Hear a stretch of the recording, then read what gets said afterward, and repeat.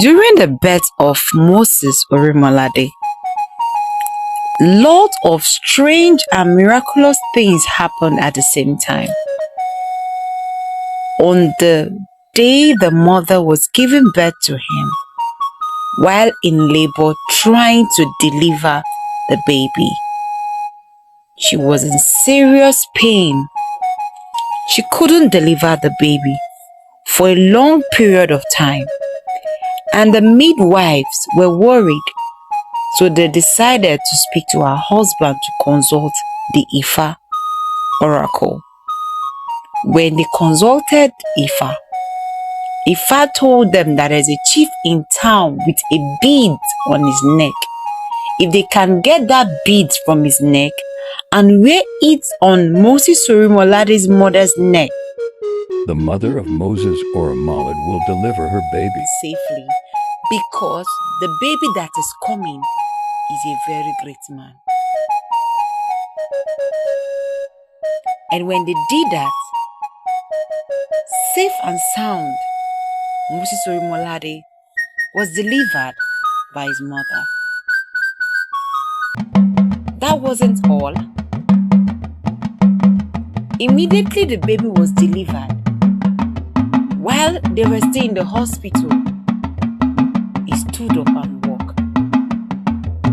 The midwife was afraid because it was really strange for a baby with placenta to begin to walk immediately he or she was delivered. It was the first time she ever saw something this strange. She placed her legs on the baby's child to stop the baby. When she removed her leg, check again, baby still tried to walk. She did a second time, and when she could not take it anymore, she requested for Moses Orimolade's father to Nolase. When the father came, and the same thing the child did in presence of his father, the father cried out, "This is the ghost that has been foretold." And he spoke to the midwife, "Don't remove your feet until I come." He ran into his apartment and brought out some dangerous juju and juju stick with invocation of more powerful spirits in his incantations. He beat up the child on his legs several times and put some juju on the legs. The people around that has heard the warnings to the parents not to disrupt anything or attempt to do anything to the child appealed to the child's father, but he refused. He was bent on doing something more dangerous to the child. The child noticed that any other movement of standing up or doing anything might result to his death. The child remained quiet. After all necessary care and baths, another great thing happened. As the Oba entered the house to greet them, the new child welcomed the Oba with an elderly greeting. Oba Jiboye, the name of the Oba, was so afraid to hear his type of greeting from a day-old child. The news of this child spread around the town and neighboring villages.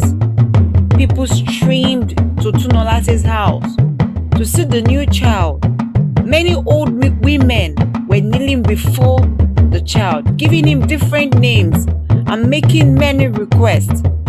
Some asked for prosperity, and some that were barren asked for children, and some other people asked for peace and fruitful season. All these were put before the child as if he were a god. Some even brought gifts to him. But whatever might be the joy of the people, the father of the child, Tunolase, was very unhappy. He started thinking on what the child will be. When at Credo, he did these wonders. I can't. Two masters cannot control a boat. It was either of the two things: to take the child out of this house, to vacate the house for him. It is better to die than to live with this child. He said all this. The people began to appeal to him. His eldest son and daughters were begging him, asking him to consider them and not the child. Tunolase then went to Chief Ajiboye, the career head chief at that time, and some elders telling them about the ghostly child he now had, and that they should come and deliver him from the child, because they had never experienced or heard the story of any new child walking and speaking the very day he is born. All those people were appealing to him to bear with the child, but he could only tolerate it for some time. On the 8th day, he was given the name Orimolade Okejebu. It was when he grew up that he had the Bible name Moses, and ever since he is known as Moses Orimolade, son of Tunolase.